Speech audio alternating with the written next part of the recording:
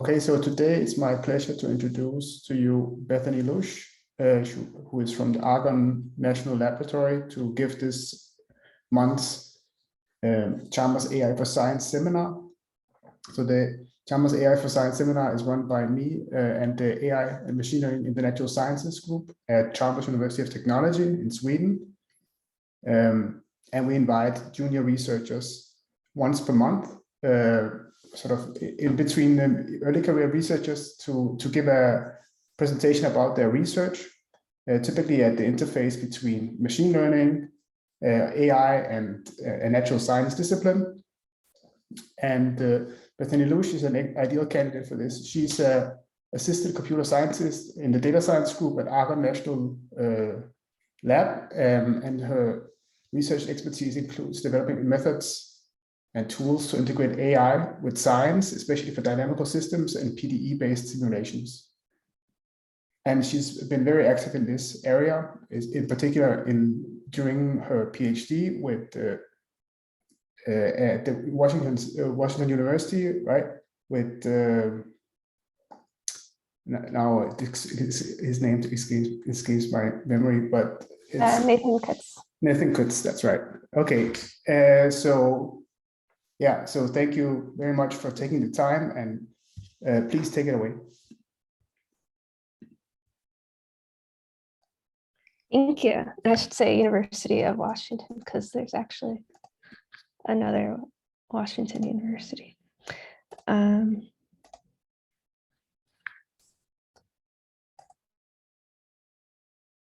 Okay, so you can see my slides okay? Great. Yeah, thank you for... We see your presentation mode, just so you know. Oh, okay. And is that fixed? That's better, thanks. Awesome. Yeah, thank you for the invitation. And I did most of this while I was at the University of Washington, but we finished while I was at Argonne National Lab, and specifically I'm at the Leadership Computing Facility, which is our supercomputer facility at Argonne. And we're a user facility. People from all over the world apply to use our supercomputers. So if you have questions later, I can talk about that. And the first author on this paper is Kathleen Champion, who now works at Amazon. And this is with Nathan Kutz and Steve Brunton from the University of Washington. So in this work, we're interested in turning your high-dimensional scientific data into parsimonious dynamical models. So for example, here's a video of a pendulum. And if you saved this video of the pendulum as data, you would have all those pixels over time. It would be high dimensional, but really underlying that video would be this simple equation for the pendulum. I also have an animation of a fluid and a brain. So our goal would be, you can take this high dimensional data and you get out of it some simple equations.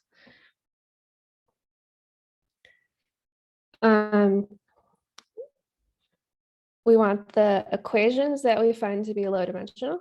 So for example, in the pendulum, we should be able to find one equation in terms of the angle of the pendulum, and parsimonious, so as simple as possible. And in order to do that, we need to find two things: coordinates to go from high dimension to low dimension, and the parsimonious simple dynamics in that low dimensional space. And our method to do this is to simultaneously identify the coordinates using an autoencoder, which I'll talk about, and find those simple dynamical models using SINDy, which is a method I'll also talk about. So as motivation, why would we want to learn dynamical models? Well, maybe you have a lot of data, but you don't have simple models to describe that data. If you did have real governing equations that are really describing the mechanism, then that would generalize well. Also, I have an applied math PhD, so I know there's a lot of dynamical systems theory and analysis that you could apply if you knew the equations. Also, if you have simple models, they would be faster to solve or simulate than a complex simulation. And it could help you really understand the underlying processes. And why do we want to learn new coordinates? Well, if we learned equations in terms of the pixels of this video, the equations would be high dimensional and complicated. And even if you were thinking of the pendulum in terms of the XY coordinates, you could find two-dimensional equations, but they would be more complicated than if you knew that you could write an equation in terms of the angle of the pendulum. So even just going from 2 dimensions to 1 dimension can make much simpler equations, just because there are simple equations in terms of the angle, and there are not simple equations in terms of XY coordinates. And why do we want to do this jointly? Well, there's a lot of ways to do dimensionality reduction, such as PCA.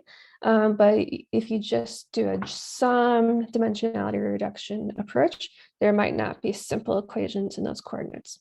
So if you think back to the pendulum, there's a lot of ways to describe the pendulum in low dimensional 1 or 2 coordinates, but you might have to write really complicated equations. So that's why we solve this as a joint optimization problem.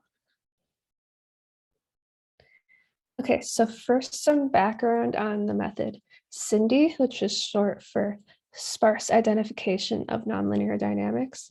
And this is a PNAS paper by Steve Brunton, Josh Proctor, and Nathan Kutz. And you start with some time series data X that's n-dimensional, and you assume there's some equations underneath that you don't know. For example, it could be the Lorentz system. You have x1, x2, x3. Notice there's only a few terms in each equation here, and here's just a picture of the Lorentz attractor. So let's say we wanted to discover the Lorentz system from time series data. First, we would collect the data X.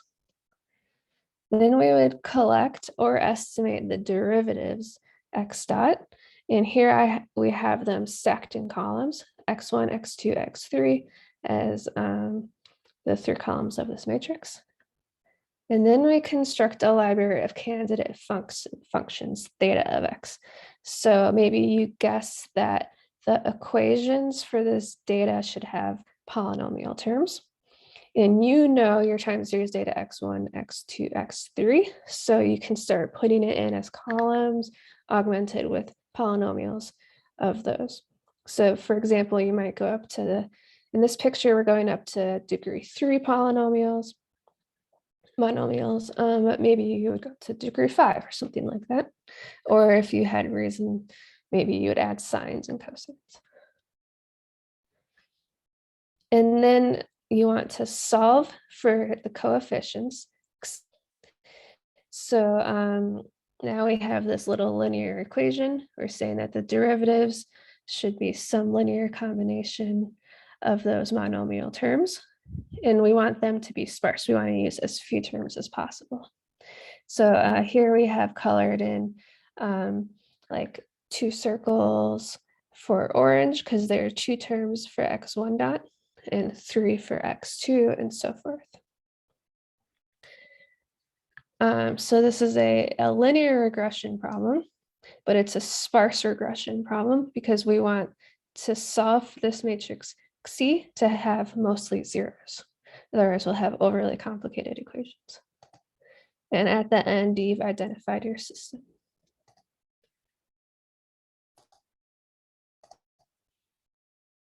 And one way to write that down is as a linear regression problem. You want to solve this x dot should be approximately that library times the coefficients. You want that to be accurate, but you also want those coefficients to be sparse. So you have two things to balance. And one way to set this up would be a convex optimization problem. The first term is the accuracy term. The second term is the L1 norm of that matrix C. And you have a parameter lambda to trade off the accuracy and the sparsity. And if you're not familiar, the L1 norm is often used as a convex relaxation to approximately encourage sparsity. So it'll roughly encourage C to be sparse. And in practice, what they did for this paper was sequential thresholding. So they solved the linear regression problem first, then threshold the small coefficients to 0 and iterate. And there's been this was back in 2016, there's been a lot of follow-up problems about, a lot of follow-up papers about solving the sparse regression problem, because of course that's a whole field itself. And so the success of the SINDy algorithm would depend on a few things. One would be the choice of those measurements X, like X1, X2, X3, which I think of as coordinates. Also how high quality your data is. If it's too noisy, it won't work well, especially if you have to approximate those derivatives of noisy data. And you have to choose a good library. And if you want to try SINDy, you need time series data. You need to estimate the derivatives if you don't know them. You need to choose a library of possible terms. Usually people use polynomials. And there's a Python library called PySINDy, or there's Nathan Kutz also has the original MATLAB code on his website.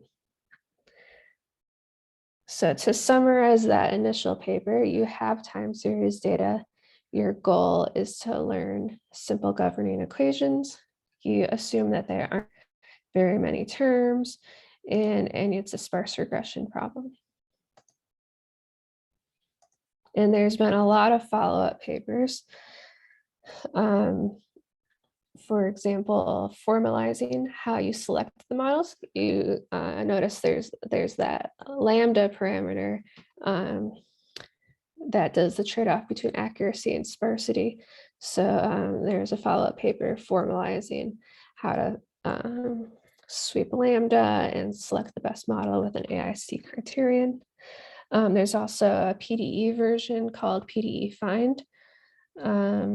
There's a paper about handling rational functions, which are important in some biological applications, incorporating control, looking at how to sample multi-scale systems, how to incorporate constraints, and so forth. And the citation counts out of date. I didn't update this slide. Does anyone have any questions about SINDy before I talk about our extension? I'd like to ask, so this seems to be a very successful approach for stochastic or for deterministic dynamics, but has there been any work on extending this to stochastic dynamics? I'm not sure. That's a great question. Hopefully someone has looked at that. Thanks. I can also mention that there's been some more recent papers on a Bayesian approach. So if you're you want to have some uncertainty in the parameters. Okay, so we looked at what if you don't know the right coordinates. So for example, you don't already have the angle of the pendulum instead you have a video of the pendulum. Or here's a reaction diffusion PDE, which is a higher dimensional than necessary in terms of your spatial discretization to describe like the simple spiral that's happening underneath. And we use deep learning to find new coordinates. And that's because the universal approximation theorem says roughly that a neural network can approximate any function arbitrarily. Well, I put any in quotation marks because, of course, there's always caveats about things like smoothness in the different versions of this theorem. Theoretically, you might need a very wide network. The hierarchical structure of a neural network saves on parameters over something like a polynomial regression. And roughly, you can think of deep learning as you don't need to choose good features or a basis as your input, because it's kind of learning these transformations for you. Now, in case you don't know, an autoencoder is a type of neural network where you want the output to match the input, which can sound trivial. So there's always a catch. Usually the catch is that in the middle, what I called Z, is lower dimensional. So the input is X, that first purple column. There's some transformation phi that are some neural network layers, and you have this lower dimensional Z. Then you're reconstructing X with these later layers. And so then your loss function, or the thing that you're minimizing, is the reconstruction error of your data. So you can think of this as a way to do dimensionality reduction. You can think of it as a nonlinear PCA. And so this would be one way to learn new coordinates, Z. But like I mentioned before, we don't want to learn just any new coordinates, Z. We specifically want coordinates Z where we have simple differential equations. And so on the one hand, on the left, we have just an autoencoder with the normal reconstruction loss that we want to minimize reconstruction error. And on the right, I drew out the SINDy problem in terms of the low dimensional coordinates Z. And so we added this loss function that the dynamics should follow, basically adding the SINDy loss in terms of Z. And we solve this as a joint optimization problem where we want both the reconstruction and we want SINDy dynamics in Z. And we're again balancing that we're accurately representing the Z dynamics in terms of the library having linear combinations and also the sparsity.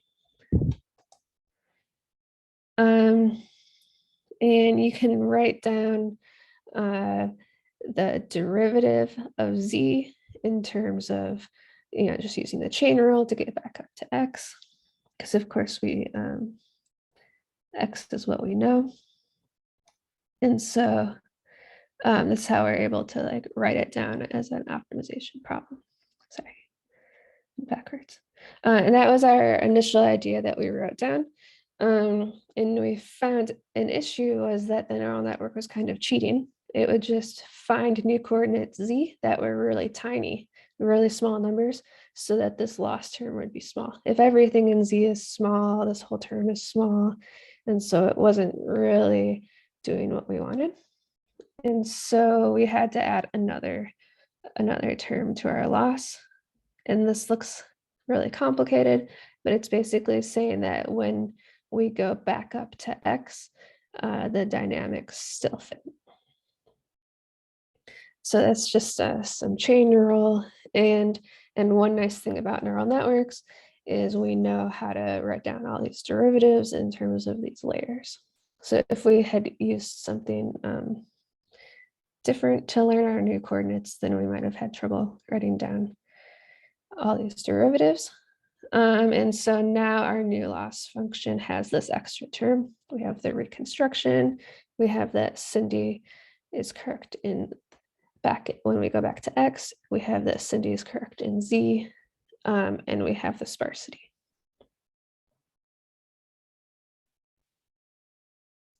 Now I want to talk a little bit more about the sparsity part. So I have this L1 norm written here, which I mentioned is like a convex relaxation of what we really want, which is that we want a lot of zeros.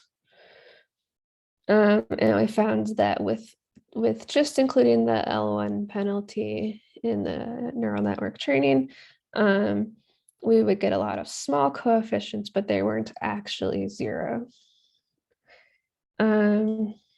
So instead, just like with the original SINDy paper, we incorporated sequential thresholding.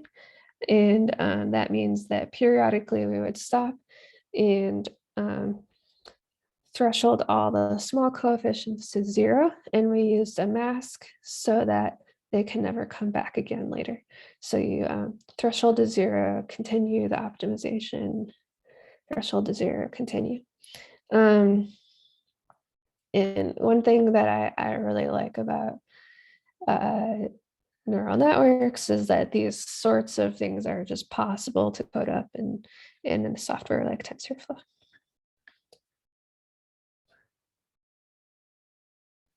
Okay, so we tested this on 3 example systems. For a proof of concept, we started with Lorenz, which we artificially projected into a higher dimensional space and then reduced back down. We also looked for a reduced order model for the reaction diffusion PDE. And then we had that pendulum example where you have sort of a video of the pendulum and you want to find the equations. And what we're most interested in is the sparsity pattern being right, because you can always refine the coefficients, but once you get the sparsity pattern right. For each example, we did the training 10 times with the same data, but randomly initializing the weights again. And if you've done deep learning, if you've trained neural networks before, this might make sense to you. It's a non-convex optimization problem, and the random initialization can matter a lot. So we train 10 times, and then to choose the best of those 10, we wanted to balance accuracy and sparsity. So first there is the Lorenz example. So we started with, we know the Lorenz equations, and then we artificially mapped it up into higher dimensions, 128 dimensional. So let's say Z is the real 3-dimensional Lorenz dynamics. We multiply by this matrix A, then we add the cubes of all of the Z's and multiply by another matrix B.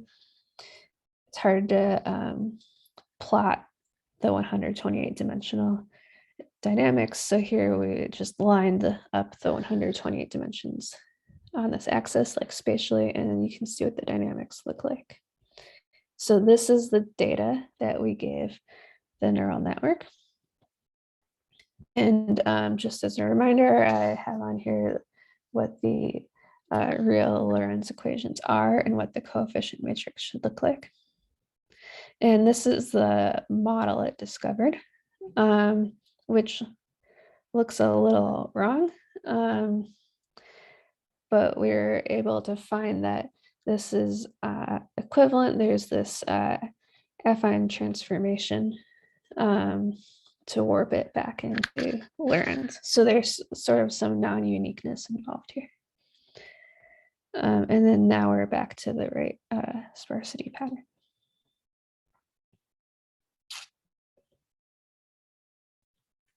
Our second example is the reaction diffusion PDE. So we wondered if you have this spatial data from a PDE, I think maybe we had a discretization of like 128, then can you discover a reduced order model? And here's one example model. It finds that you go in a circle. And here's another discovered model that was just as sparse, but a little less accurate. So here's an example of how we would look at those 10 that we found by doing different random initializations, and then pick one by checking the sparsity and the accuracy of that model.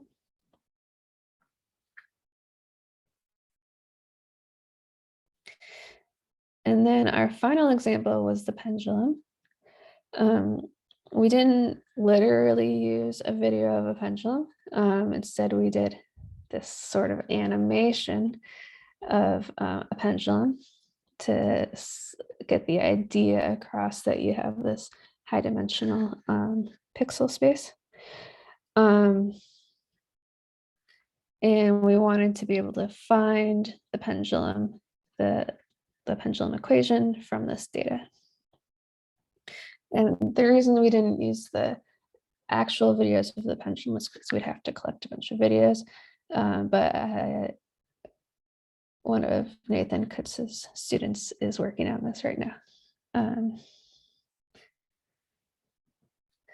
So we're able to discover so this first one would be pretty correct. It's -0.99 instead of -1 sine z. So z would be theta here. The attractor looks good.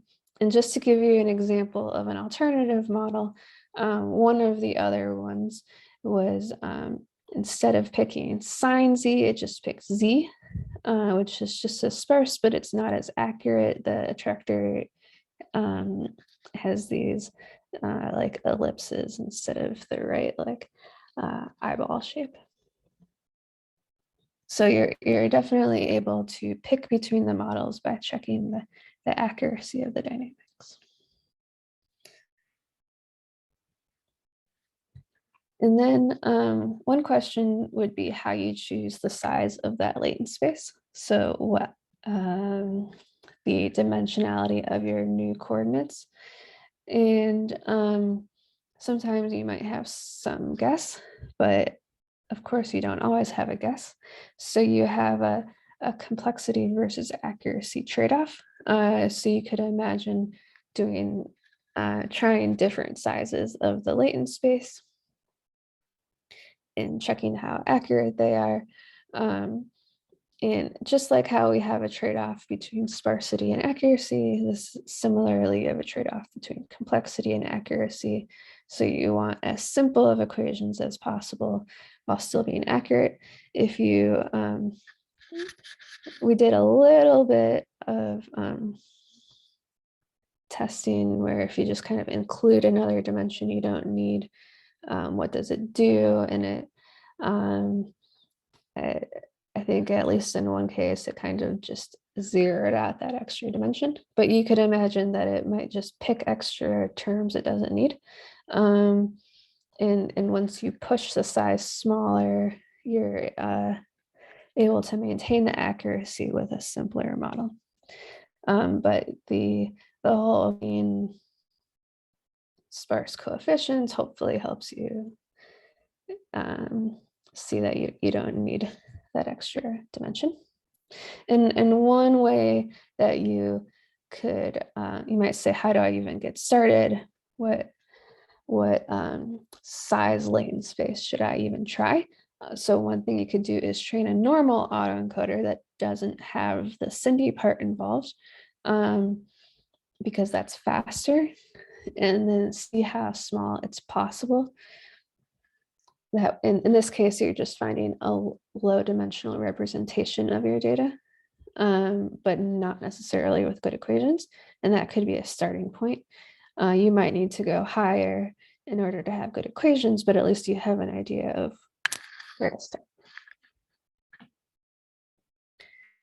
And something that I really like about this method is that at the end, you have these dynamical models, which are interpretable in the like classical applied math sense. A lot of people, when applying machine learning, to things like dynamical systems and PDEs. Say now it's a black box, you've lost all the interpretability. So I think this is a cool approach where at the end you do have something interpretable, but the autoencoder itself is not interpretable. So that mapping from high dimension to low dimension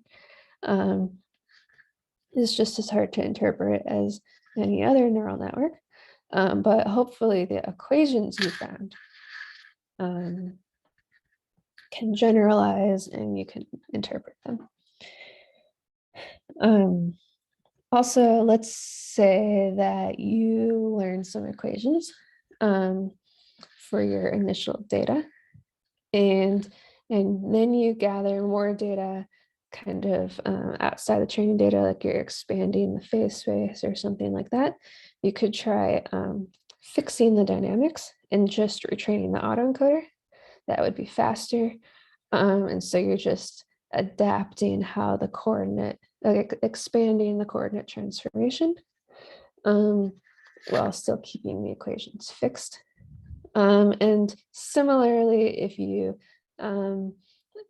did this first, now you think some parameter has changed, like maybe like a viscosity or something, then you could partially fix the equations in the reduced space and then let the autoencoder adjust.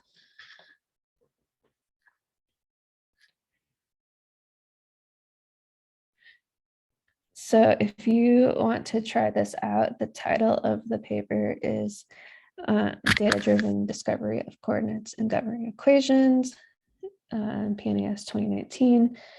Kathleen put all of the code up on GitHub.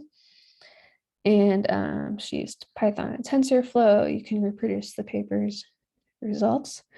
And she included Jupyter notebooks, which makes it easy to experiment.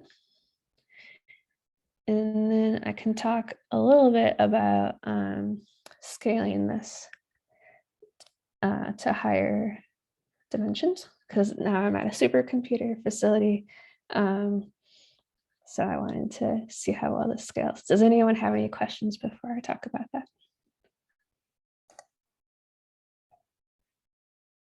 I can jump in again. So I was wondering if there's any sort of whether you can have any guarantees that if you have a system where you don't, for instance, the systems that you've looked at now, you have sort of a hard ground truth that you can compare to. But is there any way that you can know whether the underlying equations that you get out from your sort of phenomenological data that might be very high dimensional embedding of a simple, or it might be a very complex phenomenon that you don't know, or you cannot describe in terms of simple equations? Is there any indication that you know that you're failing, or? Well, one indication that you know you're failing is you can't find anything accurate, or you can't find anything sparse. So for example, if you went, let's say it really should be like 5-dimensional dynamics and you try to go down to 2, it's really gonna have a hard time being accurate. And by accuracy, you can refer to the actual loss functions of the neural network training, but you can also try evolving the dynamics you found forward and see if it continues matching beyond your training data. So you can see, oh, this is really not working. It's really not matching up. But it's hard to have guarantees with deep learning, especially because you don't know, like, is it just not converging well, that kind of thing. Yeah, and then for the system that you showed, the Lorentz attractor, you did artificial sort of inflation of the dimension, but this was a linear transformation, right? There was also some cubic too. So, oops, I went too far.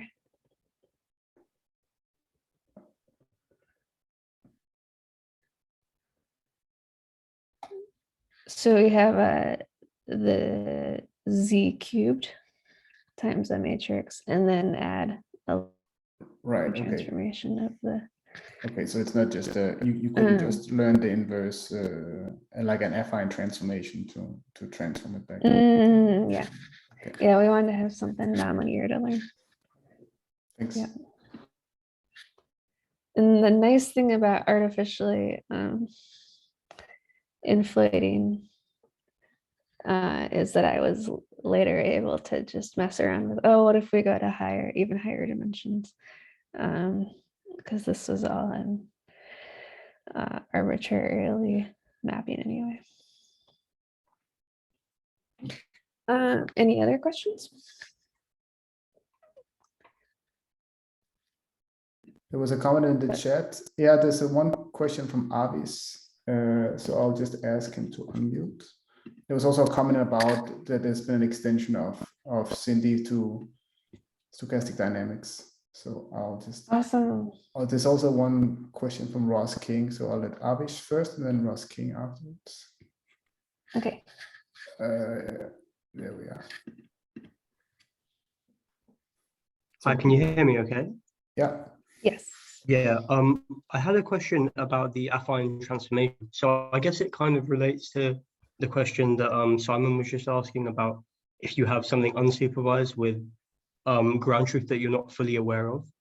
Is there a reason that you picked, so in that system that you had that you initially found that didn't seem like it was related to the ground truth, then you applied the affine transformation, it seemed a lot more similar? With the unsupervised case, do you think that how would you know that the affine transformation is to run through? Would you say it's like we might as well just run like a grid search to see if it's useful? Is there like another transformation we should be using instead of it just being affine? Or basically what are the constraints on the transformation, I guess? So that's a great question.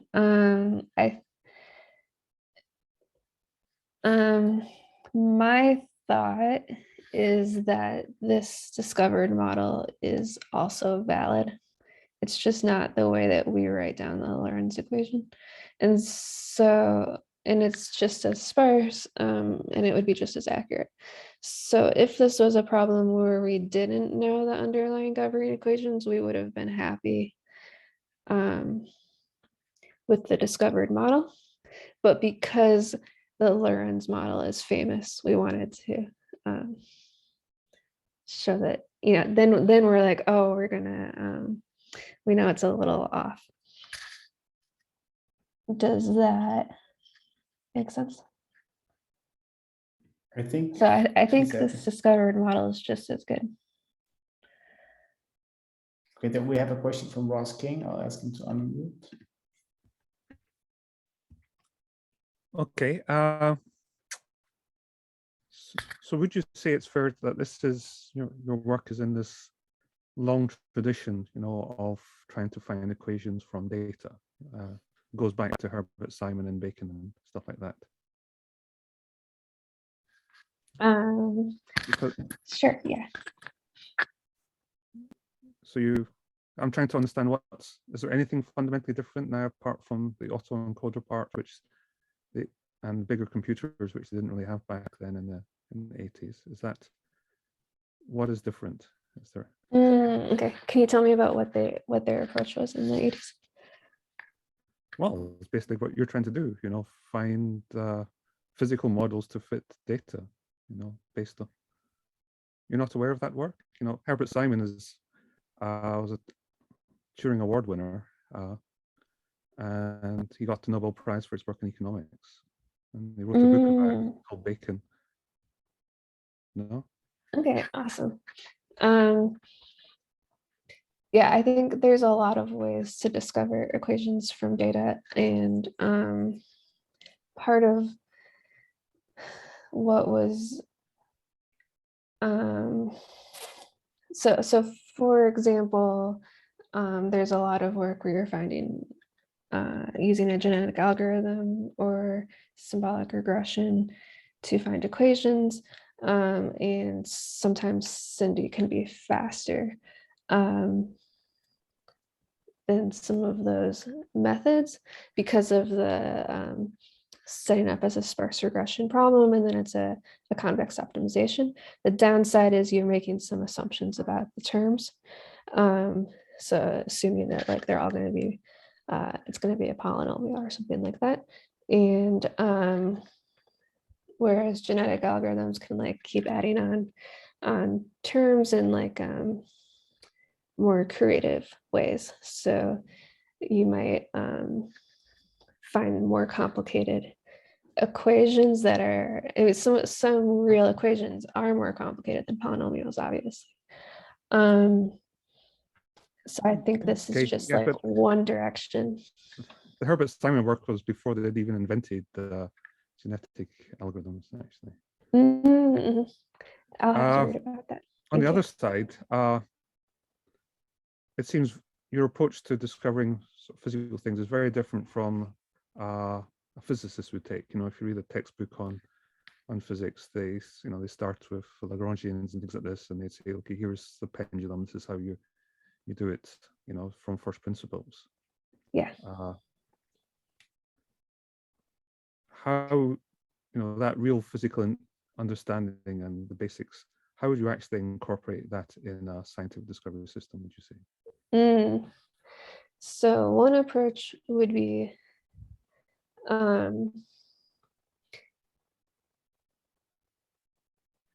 when you don't have, when the traditional methods of mathematical modeling, where you're building up from like your physical understanding, when you're not successful in finding mathematical models that direction, then these sort of data-driven approaches could be an alternative.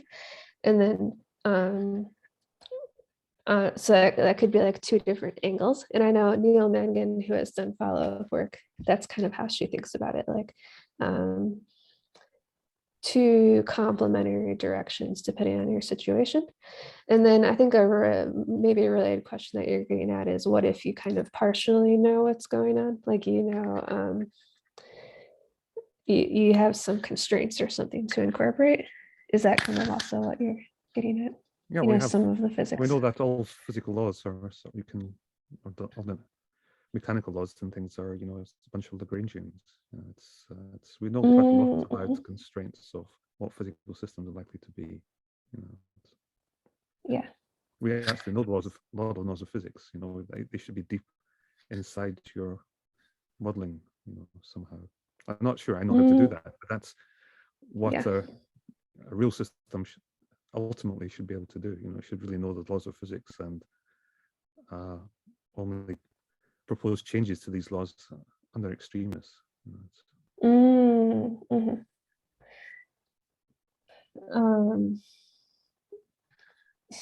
So okay. If I don't expect to know the answer.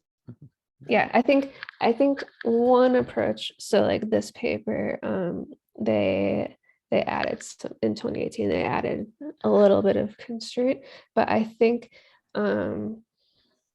more generally, my impression is there's a lot of work to be done in how in the data-driven approaches to add constraints in prior knowledge, and I think that's a super interesting direction.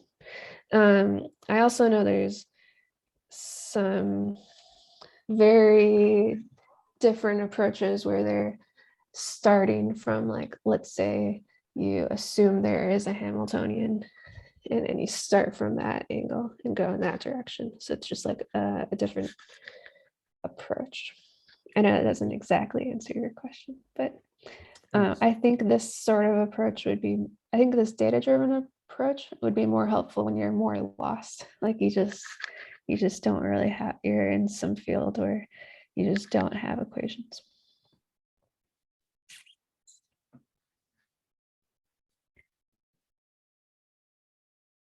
Okay, I think Abhishek made a comment as well, and there was a bit along the lines that what you just said, Bethany, to Russ's question. So yeah, I think we can move on if there's some more questions. Okay, so I did some preliminary work on what if your data is higher dimensional than like 128 dimensions.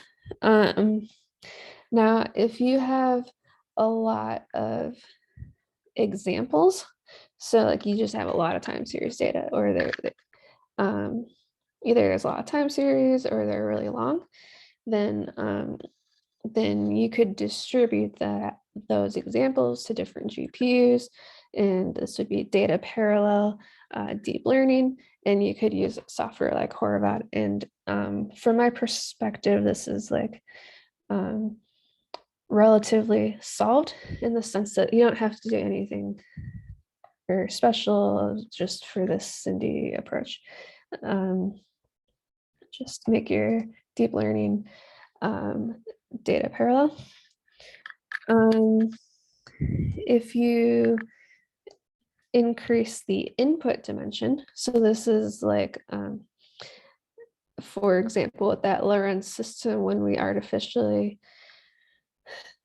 projected from 3 dimensions to 128, if let's say that was 256 or 512 or something, I experimented with that, and that just made the cost grow linearly. And that makes some sense because I'm just making those initial layers bigger, but the underlying dynamics was still 3-dimensional. So not like a crazy growth. But the much harder problem is, what if the latent dimension is big? So in these examples, we were going down to like 2 or 3-dimensional. We build a polynomial library, let's say up to degree 3 or 5 or something. But if you increase that latent dimension, let's say like a 14 dimensional latent space, and then you build a polynomial library in terms of that, then the number of monomial terms, will grow exponentially. So you're doing all those combinations. So the training grows exponentially. So that is definitely the main limitation as far as the computational cost of scaling up this approach. And let's see if okay. So that could be an interesting future work direction. You also get into issues with that library candidate matrix can be more and more ill-conditioned. So you've got some mathematical issues there. So hopefully, if you're looking for simple, if the whole point is to look for simple equations, then hopefully you want that latent dimension to be low anyway. But that is definitely the hardest direction to scale. I also wanted to mention that I know multi-scale modeling can be really hard, and so I wanted to point out this paper on hierarchical deep learning of multi-scale differential equations, where they're explicitly trying to learn the dynamics at different time steps, at time lengths, and so that could be a cool extension. Here we're in our first paper, we weren't explicitly considering multiple scales. And there, Kathleen also had a previous paper on SINDy itself, not including the autoencoder aspect of sampling strategies when you have a multi-scale system. And Jason Bromberger is also working on SINDy for slow timescale dynamics. But to summarize, we combined the SINDy approach for discovering dynamics with an autoencoder to identify new coordinates. And This was joint work with Kathleen Champion, Nathan Kutz, and Steve Brunton, primarily at the University of Washington, but we finished it when I was at Argonne National Lab. Does anyone have additional questions?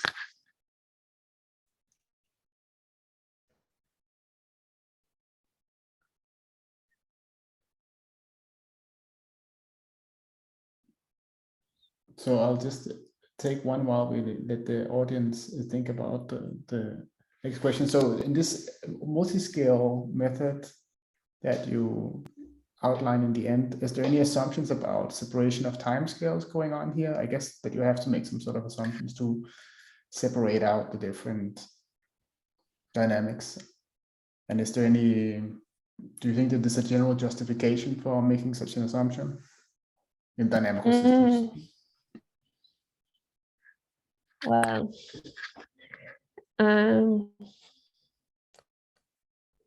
I think that's a great question. That's beyond what I have tried to do myself. I think they had to make some assumptions about timescales to check, and then kind of like subtract out. So you're assuming that you can separate these things. Okay, thank you. I'll let Avish ask a question.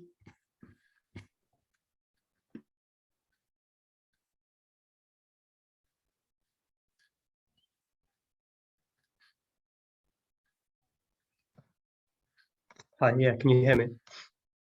Yes. Yeah, it was a question about, I guess sort of related to the initial question about stochastic dynamics, but I work with biological time series, and a lot of the time you'll have some kind of dominant periodic dynamic that's going on, but then there will also be these kind of other perturbations, and I wouldn't say that they're exactly noise, like you still want to understand what they are. And the way you normally understand them is that you'll have your main cycle and some way of identifying that, and then you'll look at the orthogonal things to that and hope that that kind of aligns with the perturbation, so you can characterize the perturbations as well. So I was wondering, in the case of what you're doing, is there a way of kind of getting a more sort of parts-based representation of the underlying dynamics?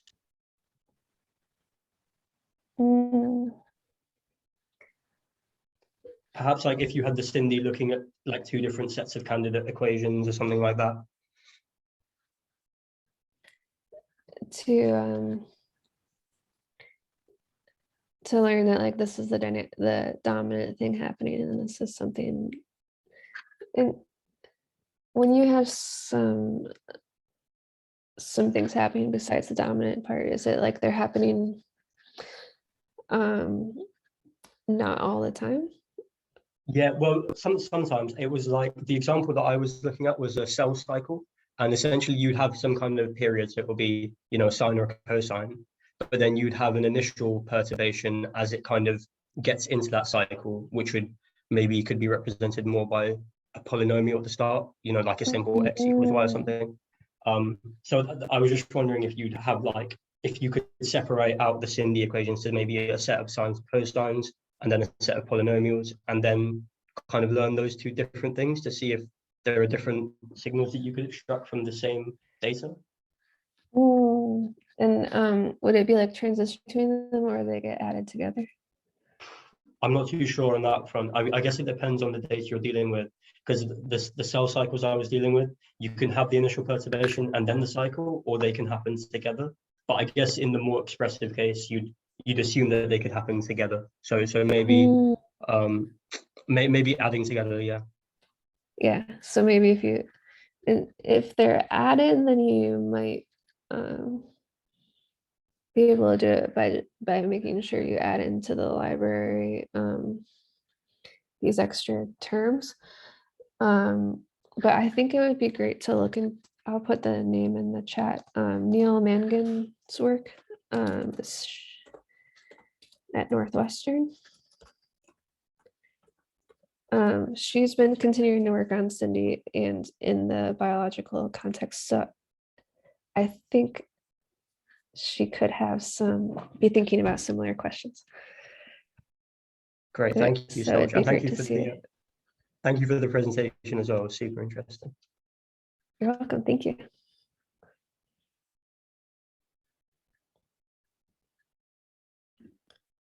Okay, it does not look like we have any further questions. Bethany, thank you very much for this very interesting and stimulating talk, and Yeah. for taking the time.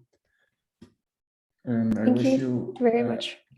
great the rest of the day, because it's early morning for you, I guess, on the West Coast. Yeah. Hello, Chicago, right? Yep. Yep. It's 9 a.m. over here in Chicago. Okay. Thank you very much for the invitation. Okay, take care.